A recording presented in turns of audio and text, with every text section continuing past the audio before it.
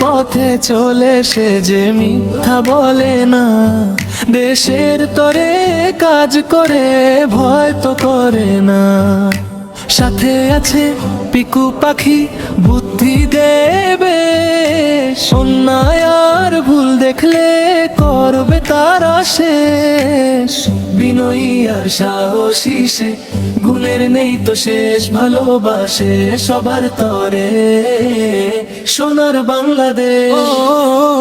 আমাদের হাদি, সে যে আমাদের হাদি, আলোর পথে চলবো সবাই, এটাই তাদের দাবি, আমাদের হাদি। একটি শান্ত গ্রাম, যেখানে সবাই মিলেমিশে থাকে, কিন্তু হঠাৎ সেখানে অন্যায়ের কালো ছায়া নেমে আসে।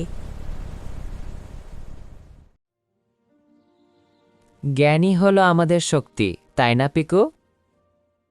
হাদি ভাই, বিপদ, বড় বিপদ! খেলার মাঠ দখল হয়ে যাচ্ছে। এই মাঠ এখন থেকে শুধু আমার, এখানে তোদের আর কোনো জায়গা নেই। সংবাদ পেয়ে হাদি এক মুহূর্ত দেরি করল না।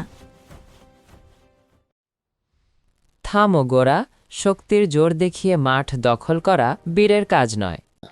তুই আমাকে জ্ঞান দিবি? জানিস আমি কে? চলে যা এখান থেকে।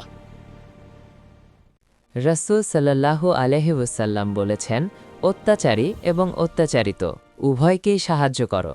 আমি তোমাকে অন্যায় করা থেকে বিরত রেখে সাহায্য করছি। আমরা হাদির সাথে আছি, মাঠ সবার, মাঠ সবার। জোর যার মূলক তার নয়, সত্য যার জয় তার, বুঝেছো? এসো আমরা সবাই মিলে খেলি, একা ভোগ করার মধ্যে কোনো আনন্দ নেই ভাই। অন্যায়ের প্রতিবাদে তুমি আমাদের হাদি।